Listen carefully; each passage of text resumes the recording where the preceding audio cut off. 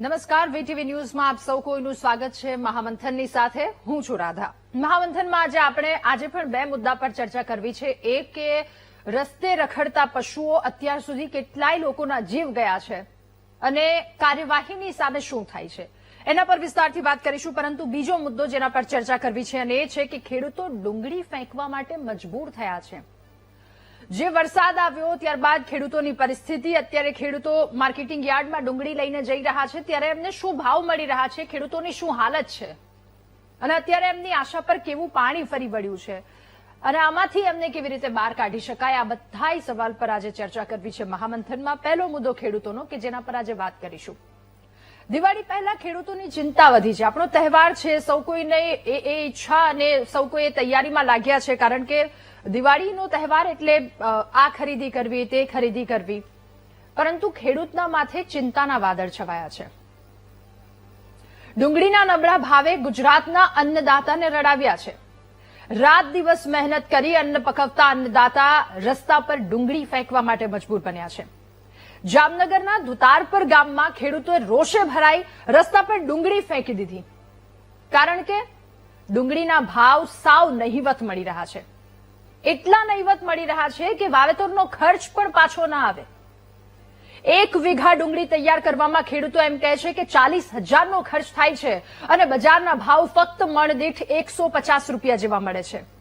એમાં મજૂરી, દવા, સિંચાઈ, મહેનત આ બધી જ વસ્તુ આવી ગઈ. કઈ પોસાતું નથી ખેડૂતને. ખેડૂત કહે છે કે દિવસ રાતના ઉજાગરા, કાળી મજૂરી અને અંતે મળ્યું શું? ત્યારે કપાસ પછી હવે ડુંગળીના નબળા ભાવે ખેડૂતોને ફરી એકવાર રડાવ્યા છે. ભાવનગરની પણ આ જ પરિસ્થિતિ, ત્યાં પણ આ જ દ્રશ્ય. ખેડૂતના આંખમાં આંસુ, હાથમાં ડુંગળી અને અફસોસ. એક બાજુ કુદરતનો માર અને બીજી બાજુ બજારનો માર.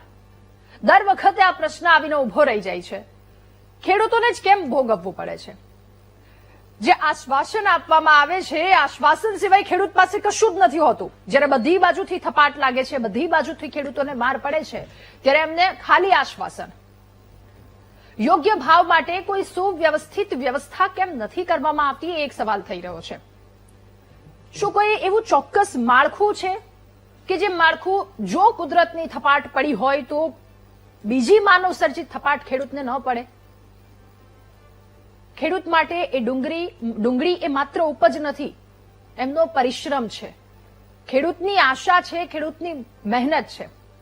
અને જ્યારે આ પરિશ્રમ, આશા, મહેનત આ બધી વસ્તુ એક આશાની સાથે રસ્તા પર ફેંકવી પડે ને, ત્યારે માત્ર પાક રસ્તા પર નથી ફેંકતા. અન્નદાતાની દિવસ રાતની મહેનત, એમની આશા, આ બધી જ વસ્તુ રસ્તા પર ખેડૂતને ફેંકવી પડે છે. ખેડૂતો ડુંગળી ફેંકવા માટે મજબૂર કેમ બન્યા છે? આ સવાલની સાથે કરીશું આજના મહામંથનનો આ પહેલો મુદ્દો.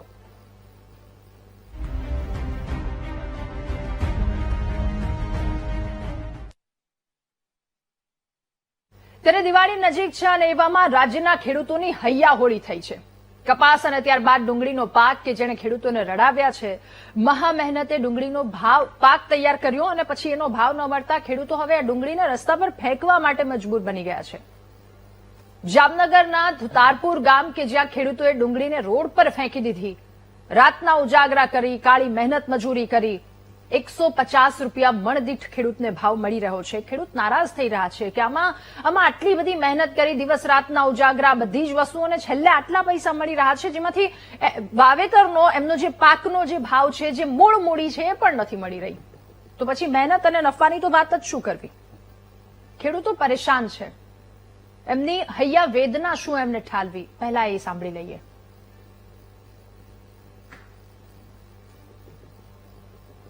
ત્યારે ખેડૂતો જે કહી રહ્યા છે કે એમની શું પરિસ્થિતિ છે, રસ્તા પર આવીને તેમને ડુંગળી ફેંકવી પડે, કારણ કે જ્યારે પાક આવી જાય છે ત્યારે એ એક આશાની સાથે ખેડૂતે પાકને લઈને જતો હોય છે, પરંતુ એ તમામ આશા પર જ્યારે પાણી ફરી વળે ત્યારે ખેડૂતની શું હાલત થાય એ સાંભળીએ. તો મને વીઘે 40,000 રૂપિયાનો માર્કેટે પહોંચે ત્યાં લગીનો ખર્ચો છે. હવે હાલ હું વેચવા જાઉં તો આખી 4 વીઘાની ડુંગળી વેચવા જાઉં તો 15 થી 20,000 રૂપિયા હાથ ઉપર આવે. તો અમે એવું નક્કી કર્યું કે હવે રોટાવેટર મારી દઈ, થોડી દિવસ વાટ જોઈ દિવાળી સુધી, નહીં પછી રોટાવેટર મારી દઈ. બાકી આના સિવાય અમારી પાસે કોઈ ઓપ્શન છે નહીં. અમારી એક જ માંગ છે કે આ ડુંગળીની જે પડતર કિંમત એમને આમાં પોસાતી નથી. 1 વીઘાનો સરેરાશ ખર્ચો કરી તો 40,000 થાય છે.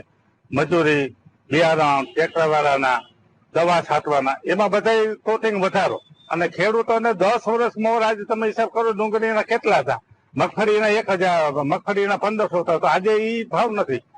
તો અમે 30 વર્ષથી ભારતીય જનતા પાર્ટીને મત આપ્યા અને અમારે ખેડૂતોની એને કમર તોડી નાખી. એટલે હવે અમે અહીંથી ચેલેન્જ કરીએ કે જામનગર જિલ્લાની ધોતાપર સીટ ઉપર કોઈ બી ઉમેદવાર ભાજપનો મોરો દઈ દેવો. ડુંગળીના ભાવ ખેડૂતોને મળતા નથી, જેના લીધે ખેડૂતોનો આક્રોશ ભભૂકી ઉઠ્યો છે. દિવાળીના તહેવારો નજીક આવી રહ્યા છે, ખેડૂતોને ભાવ મળતા નથી, જેના લીધે ખેડૂતો પાસે હાલ કોઈ વ્યવસ્થા નથી, પૈસા નથી, જેના કારણે મજૂરોને કરવાના છે. એટલે બહુ ખરાબ પરિસ્થિતિ છે. મગફળીમાં ભાવ મળતા નથી. કપાસમાં તો સરકારે પહેલેથી જ ઇમ્પોર્ટ ડ્યુટી નાબૂદ કરી અને ખેડૂતોનું ધોળું જ કરી નાખ્યું છે. એટલે આવી ખરાબ પરિસ્થિતિ છે. એટલા માટે થઈને ખેડૂતોએ રોષ વ્યક્ત કર્યો અને સરકાર વિરુદ્ધ પ્રદર્શન કર્યું. એટલે આટલા દિવસની ખેડૂતોની કાળી મહેનત, મજૂરી, આ બધું ભેગું થઈ અને છેલ્લે ખેડૂત જ્યારે આ મુશ્કેલીમાં આવે છે ત્યારે ખેડૂતને મળે છે શું? તો માત્ર આશ્વાસન. જે આપવાના વાયદા વચનો કરવામાં આવે છે એ તો ખેડૂત સાથે પહોંચે એ વાત તો બહુ દૂરની, એ વાત ઘણો બધો સમય માંગી લે છે. પરંતુ એ પહેલા ખેડૂતની હાલત શું, એમની દશા શું થાય છે, અને આ પરિસ્થિતિ વારંવાર આવીને ઉભી રહી જાય છે, તો એને કંટ્રોલમાં કેવી રીતે લાવી શકાય? આજ તમામ સવાલોના જવાબ મેળવવા છે આજે મહામંથનમાં. આપણી સાથે આજ મુદ્દા પર ગેસ્ટ પેનલમાં જોડાયા છે શૈલેષભાઈ પરમાર, નેતા ભાજપ, નેતા કોંગ્રેસ પાલભાઈ આંબલિયા આપણી સાથે જોડાયા છે. ચેરમેન છે મહુવા એપીએમસીના ઘનશ્યામભાઈ પટેલ પણ આપણી સાથે જોડાયા છે, પૂર્વ ચેરમેન તેઓ. અને ખેડૂત છે જામનગરથી અનિલભાઈ રામોલિયા આપણી સાથે જોડાયા છે. આપ સૌનું ખૂબ સ્વાગત છે મહામંથનમાં. શરૂઆત અનિલભાઈ આપનાથી કરવી છે. જામનગરના ખેડૂતો ખૂબ રોષે ભરાયા છે, ડુંગળીના ભાવ નથી મળતા. પરિસ્થિતિ શું છે? કોઈ આશ્વાસન આપવામાં આવ્યું? કોઈ આવીને પડખે ઉભું રહ્યું? તંત્ર, વિપક્ષ, કોઈ પણ વ્યક્તિ કે આમાંથી, આ મુશ્કેલીમાંથી બહાર કાઢવામાં આવશે અથવા તો છેક સુધી અવાજ પહોંચાડવામાં આવશે? આ મુદ્દા માટે અત્યારે ખેડૂતોને કોઈ પણ જાતનું, કોઈ પણ રાજનેતા કે કોઈ પણ પાર્ટી વાળા કે સરકારે કોઈ પણ જાતનું આશ્વાસન આપેલ નથી. અને અત્યારે 50 રૂપિયાથી કરી અને 150 રૂપિયામાં ડુંગળી મણ વેચાય છે, જેનો ખેડૂતને પકવવાનો ખર્ચ 30 થી 40,000 રૂપિયા વીઘાનો થાય. અત્યારે અંદાજે ગણી તો 100 મણ ડુંગળી વીઘે થાય છે અને 50 થી 100 રૂપિયા, 15,000 થી 10,000 રૂપિયાનો માલ વેચાય છે. અને ખેડૂત અત્યારે પારાવાર નુકસાની ભોગવી રહ્યો છે. અત્યારે પહેલી વખત ડુંગળીનું વેચાણ થતું હોય, મજૂરોને પૈસા ચૂકવવા હોય, દવા ખાતર બિયારણના પૈસા બાકી હોય, આ બધી મુસીબત હોય અને ડુંગળી બીટાવી, કમ્પ્લીટ કરી, તૈયાર કરી, પીસીમાં ભરી અને માર્કેટિંગ યાર્ડે પહોંચાડવાનો ખર્ચો 50 થી 100 રૂપિયા 20 કિલો એ લાગે છે. એ ખર્ચ પહોંચી વળવા માટે એટલા પૂરતા પૈસા નથી મળતા. બિયારણ, દવા, ખાતર બધી વસ્તુ અલગ છે. અને એટલે એક પણ રૂપિયો ખેડૂતોને મળવા પાત્ર નથી. ઉલટાની નુકસાની જાય છે. ઓકે અનિલભાઈ. ઘનશ્યામભાઈ, હવે આપની પાસેથી આખી આ પરિસ્થિતિ સમજવી છે, બંને પક્ષની વાત આપની પાસેથી સમજવી છે કે એક તરફ કુદરતનો માર, ઉપરથી જ્યારે એ પાકને લઈને જાય છે તો એના ભાવ નથી મળતા, એટલે ખેડૂતોની એ શું વેદના છે એ તો આપણે સાંભળી. પરંતુ એવી શું પરિસ્થિતિ આવીને ઉભી રહી જાય છે કે દર વખતે આપણે એક સવાલ પર ડિસ્કશન કરીએ છીએ, અગાઉ પણ આપણે મળ્યા હતા, તમે ઘણા બધા એ વાતને લઈને સોલ્યુશન આપ્યા હતા કે જો આમ કરશો તો આ પ્રકારની મુશ્કેલી નહીં વેઠવાનો વારો આવે. પહેલા તો એ પરિસ્થિતિ શા માટે દર વખતે અહીંયા આવીને આપણે ઉભા રહી જઈએ છીએ? આજે ડુંગળીના ભાવ જે નીચા ગયા છે, ખેડૂતોને બહુ મોટી નુકસાની છે, પણ આનું સોલ્યુશન કોઈની પાસે હોય. આપણે ફરિયાદ તો બધા જ કરીએ, આપ કરો, રાજકારણમાંથી જે લોકો જાહેર જીવનમાં એ પણ કરતા હોય, ખેડૂતોની લાગણીને સમજીને ફરિયાદ ચોક્કસ કરીએ. પણ આ પરિસ્થિતિનો ઉકેલ આપણી પાસે છે ખરો?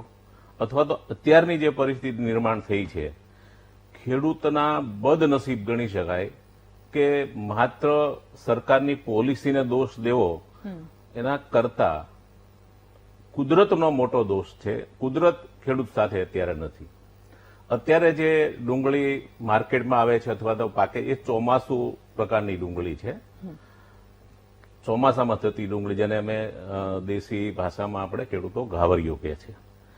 અને એમાં નુકસાની 100% અત્યારે જાય છે.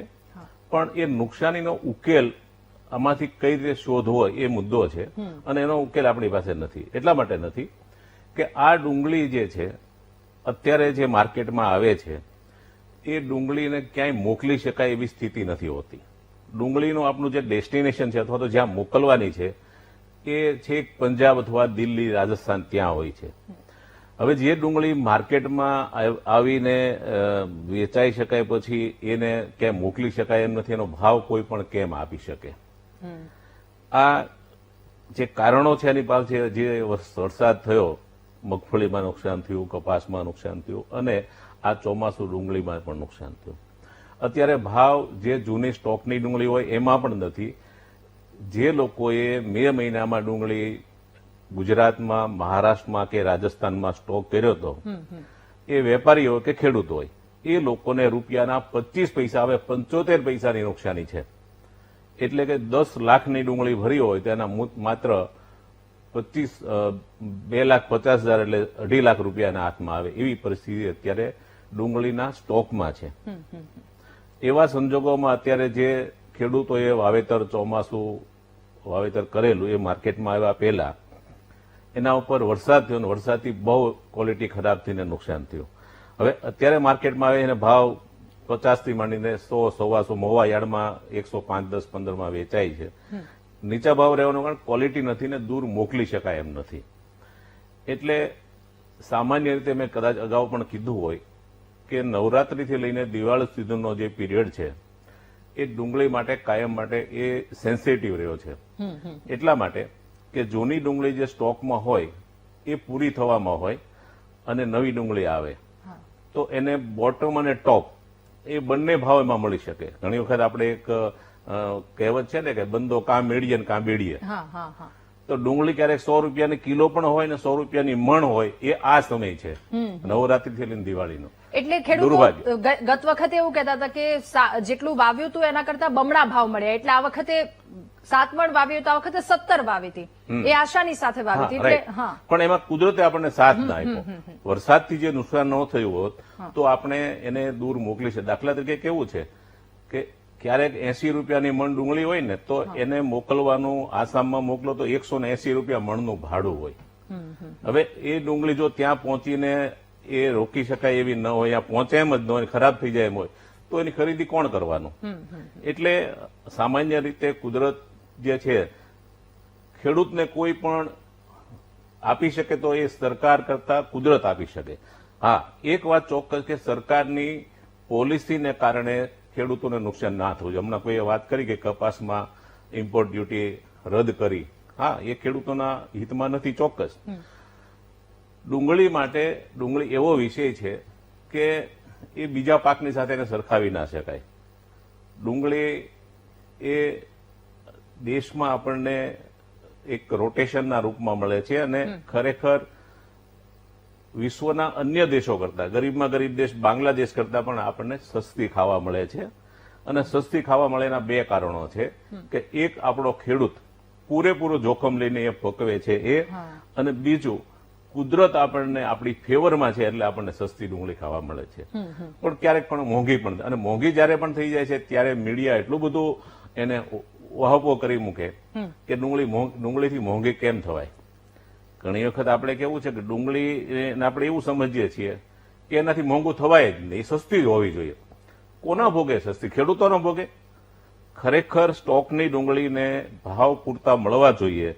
સરકારની પોલિસીના હિસાબે નથી મળતા. આ એક હકીકત છે. એ એક ચર્ચાનો વિષય છે કે જે આપ કહો તો હું કહીશ. હા, પ્લીઝ આપણે બીજા રાઉન્ડમાં એના પર ચર્ચા કરીશું. પાલભાઈ, હવે આપની પાસેથી એ જાણવું છે, ખેડૂતની આ પરિસ્થિતિ છે, હૈયા હોળી દિવાળી વખતે રસ્તા પર ડુંગળી ફેંકવા માટે મજબૂર બન્યા છે. પાલભાઈ, દાદા, હું આગ્રહ રાખીશ કે આ ડુંગળી બાબતે લગભગ આપણે છેલ્લા 1.5 વર્ષની અંદર 5મી કે 6મી મહામંથન કરીએ છીએ અને એમાં લગભગ 3જી વખત આજે શૈલેષભાઈ બોલ્યા છે. તો મારો તો એટલો સવાલ કરીને મારો ટર્ન પૂરો કરી દેવો છે. શૈલેષભાઈને જ પૂછવું છે કે એવું તો શું કારણ છે શૈલેષભાઈ કે આ ત્રીજી વખત ડુંગળીના જ કારણે આપણે મહામંથનમાં મળવું પડ્યું છે? તમે અગાઉ જે કારણો કયા હતા, જે બાહેધરીઓ આપી હતી એ મુજબ કઈ તમે કેમ ન કરી શક્યા? આનો જવાબ શૈલેષભાઈ પેલા આપી. ઓકે, ઠીક છે શૈલેષભાઈ, હવે આપની પાસે આપની આ મુદ્દા પર પ્રતિક્રિયા. પણ ખેડૂતો આ રીતે હેરાન પરેશાન થઈ રહ્યા છે અને સાથે પાલભાઈએ જે કહ્યું જો એને લઈને આપને જવાબ આપવો હોય તો શૈલેષભાઈ.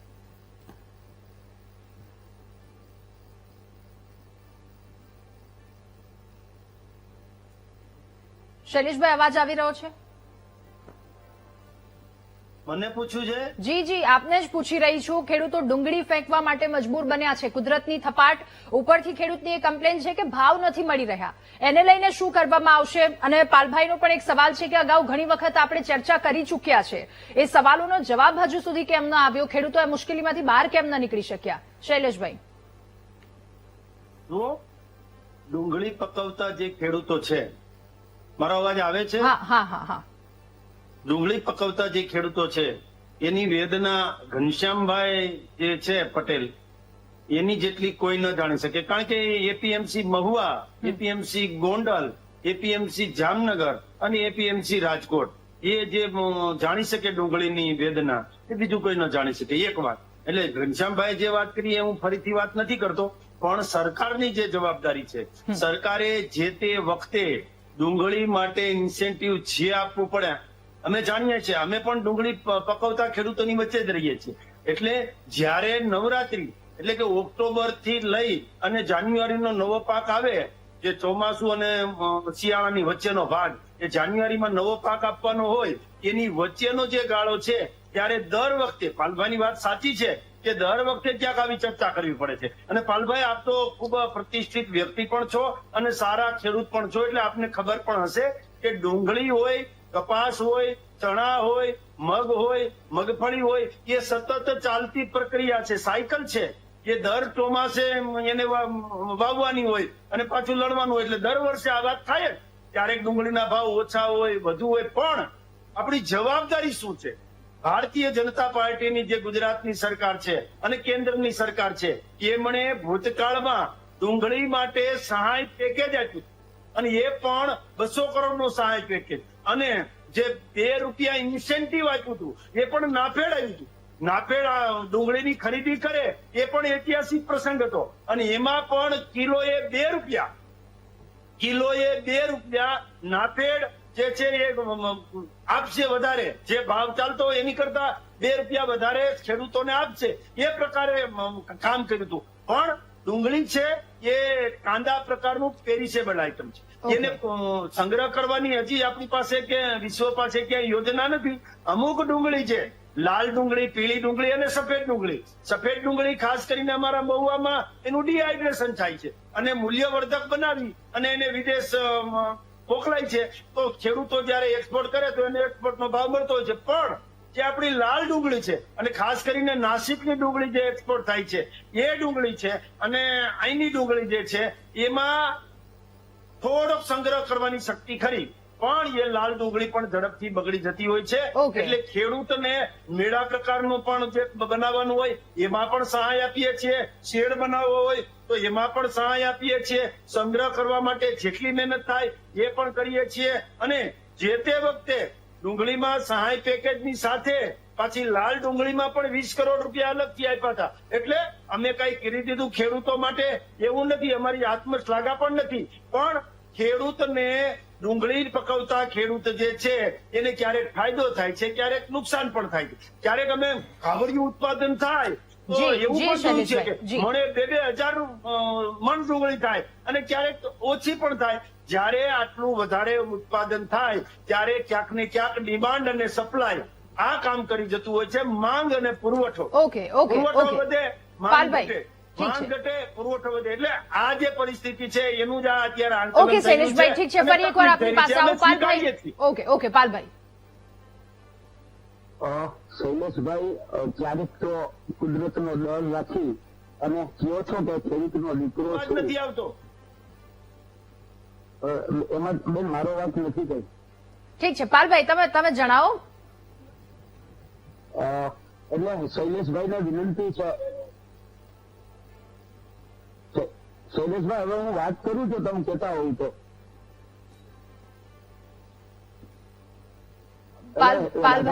શૈલેષભાઈ ને વિનંતી છે કે ખેડૂતનો દીકરા છે એવું કહે છે તો ખરેખર દિલથી ખેડૂત થાય, પોલિટિકલ ખેડૂત થવાની મને નથી લાગતું એને આ કરવી જોઈએ.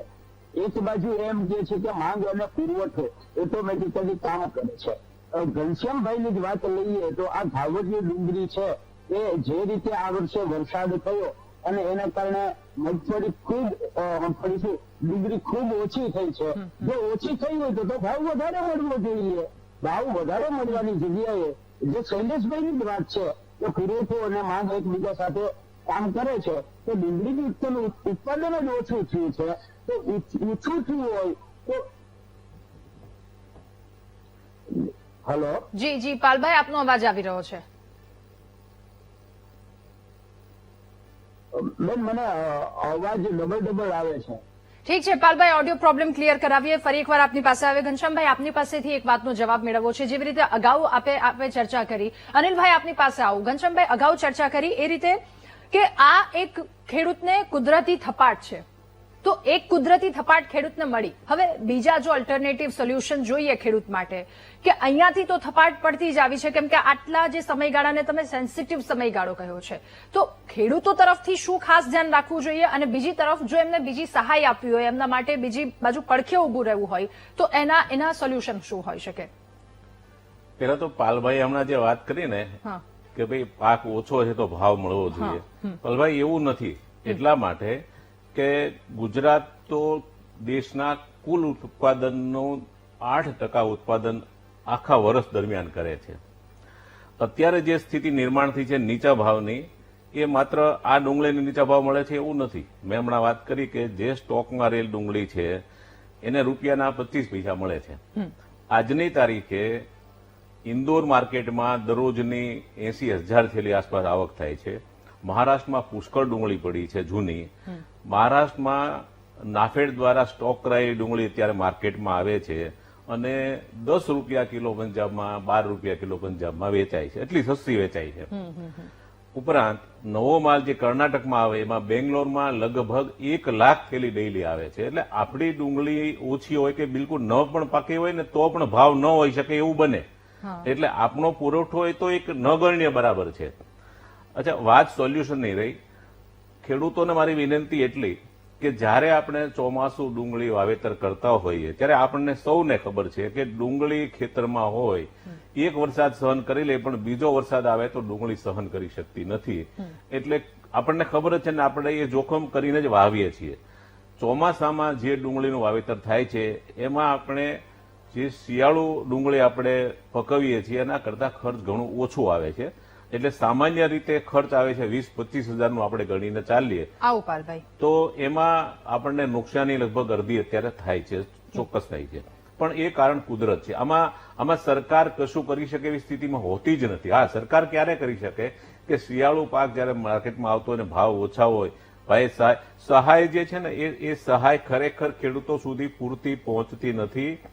શૈલેષભાઈ, આપણે ગમે એટલો દાવો કરીએ પણ હું તમને ચોક્કસ એટલું કહું કે અસર કરતા ખેડૂતોને રાહત પહોંચાડવાની આપણી પાસે કોઈ સિસ્ટમ છે જ નહીં અને જે છે એ સફળ નથી.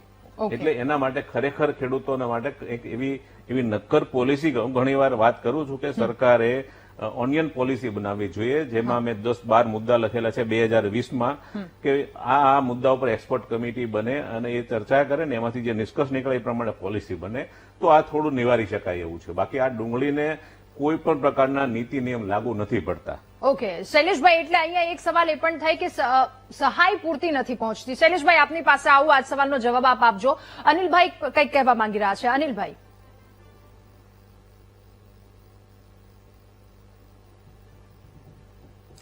અનિલભાઈ, આપનો અવાજ નથી આવી રહ્યો. અનિલભાઈ, મને બરાબર અવાજ જી જી જી, હવે જણાવો.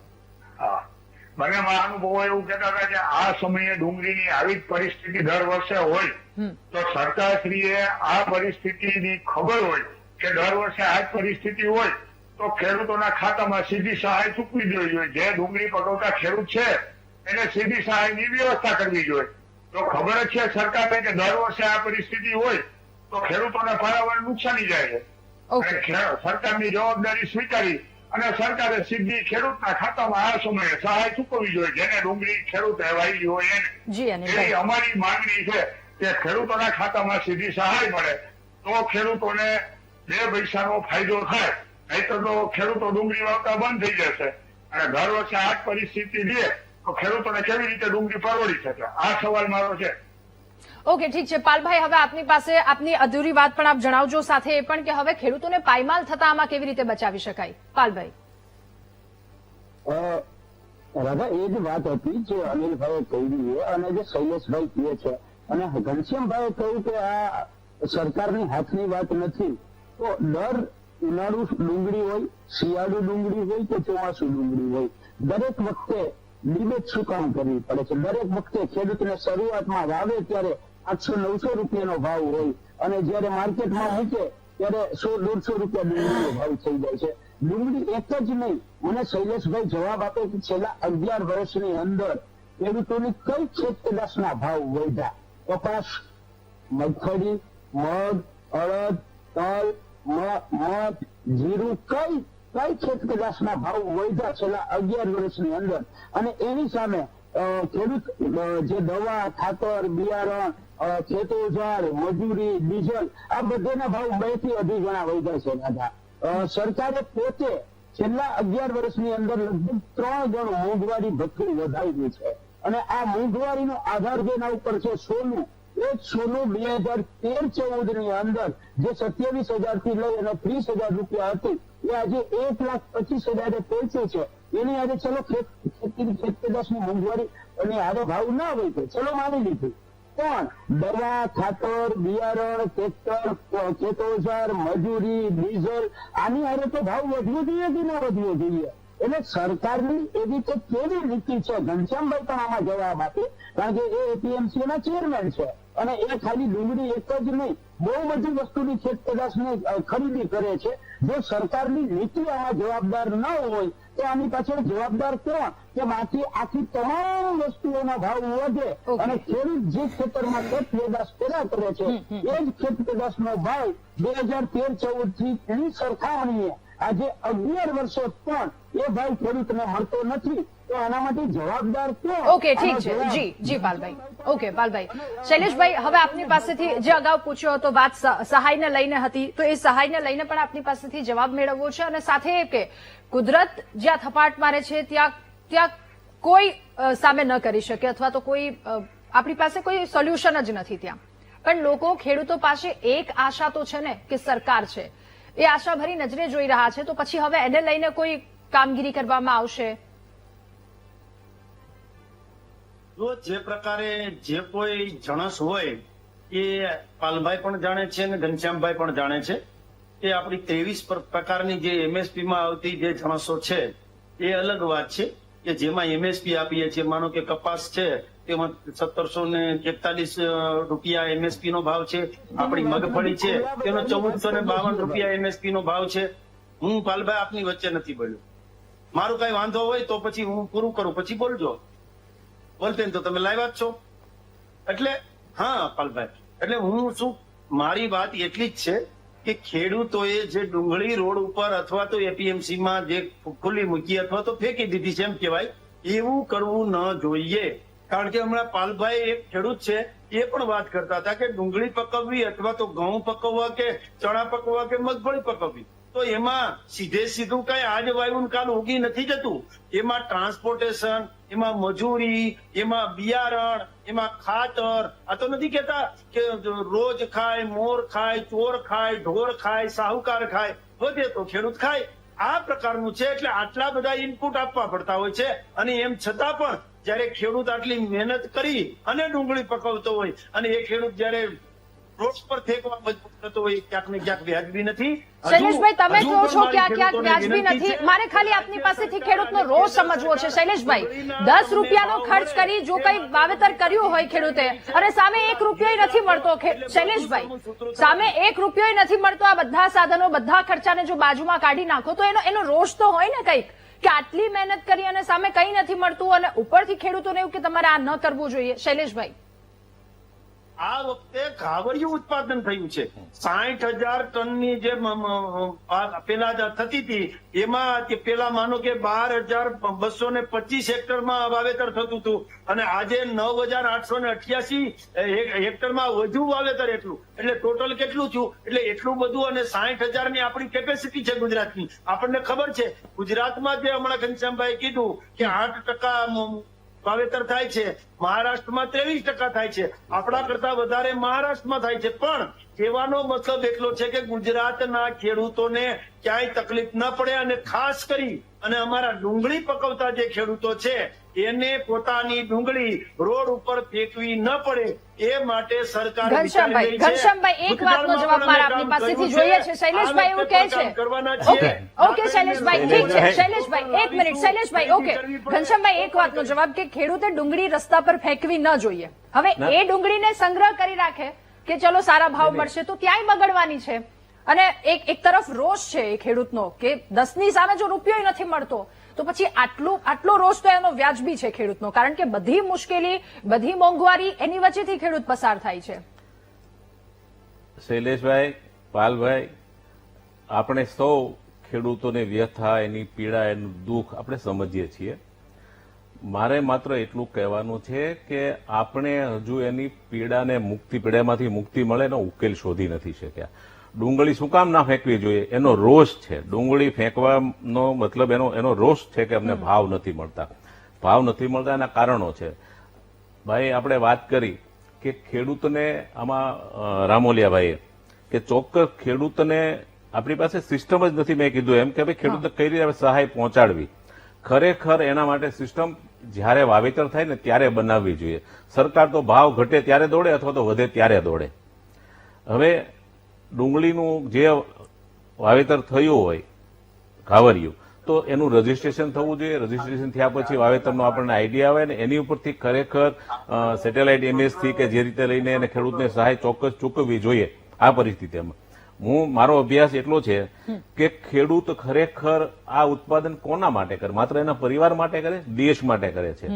મેં જોયું કે અલગ અલગ ડિપાર્ટમેન્ટમાં સર્વિસ કરતા નોકરિયાતો માટે 33 પ્રકારના ભથ્થા મળે. 33. શૈલેષભાઈ નોંધ લેજો તમે, મેં લખેલા છે ત્યાં મળે છે.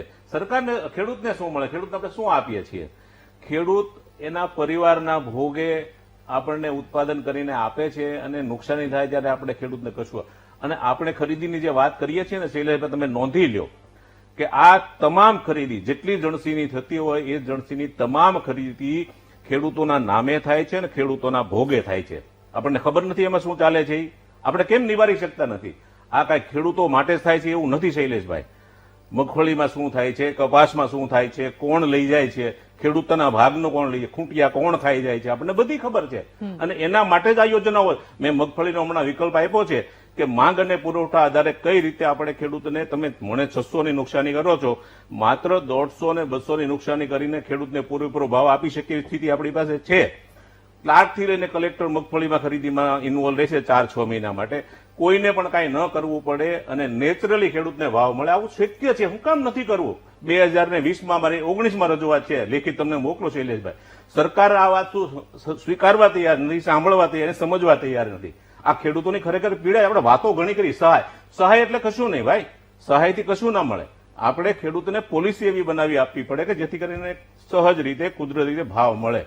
એની પીડામાંથી મુક્ત કરવાનો આપણે કોઈ અત્યાર સુધીનો નક્કર આયોજન નથી, નક્કર આપણે એને પરિણામ આપ્યું નથી. ઓકે પાલભાઈ, આજ વાત ઉપર કે અત્યાર સુધી આ બધી વસ્તુ, પાલભાઈ આપને અવાજ આવી રહ્યો છે, અત્યાર સુધી આ બધી વસ્તુ અને છેલ્લે સોલ્યુશન કોઈ નથી આવતું. પાલભાઈ, ખાલી સોલ્યુશન પર વાત કરીએ. શું કરવું જોઈએ ખેડૂતો અને શું હોવી જોઈએ નીતિ સામે? રાધા, એ જ વાત છે કે હમણાં ઘનશ્યામભાઈએ જે કહ્યું છે એ કે સરકારની નીતિ એ કોઈ પણ દરેક બાબતમાં પાછળ સરકારની નીતિ જવાબદાર હોય છે. ઘનશ્યામભાઈએ હમણાં જ કહ્યું કે એવી કોઈ સિસ્ટમ નથી કે ડુંગળી વાવે ત્યારે એનું રજીસ્ટ્રેશન થાય. આ તે પણ ઘનશ્યામભાઈ તમારી ભૂલ થાય છે. આ સરકાર ખેડૂતો ડુંગળી વાવે ત્યારે 5 લાખ મેટ્રિક ટન ડુંગળીની આયાત કરવાનો ઓર્ડર કરે. આ સરકાર ત્યારે ખેડૂતોના ઘઉં માર્કેટમાં આવવાના હોય ત્યારે એમની પાસે રહેલા સ્ટોકમાં રહેલા ઘઉં ખુલ્લા માર્કેટમાં મૂકે છે. જ્યારે ખેડૂતનું કઠોળ પાકી અને માર્કેટમાં આવવાનું હોય એની 2 મહિના પહેલા અનિલભાઈ, આવો. આયાત કરવા માટેના ઓર્ડર કરે છે. આ દરેક ઓર્ડરો જો જોતા હોય તો મારી પાસે છે 2021 થી અત્યાર સુધીમાં ઓકે. સરકારે ખેડૂતનો પાક માર્કેટમાં આવે એની પહેલા 3-3, 4-4 મહિના પહેલા કેવું આયોજન કર્યું છે ઓકે. એ દરેકના ઓર્ડરો પણ છે.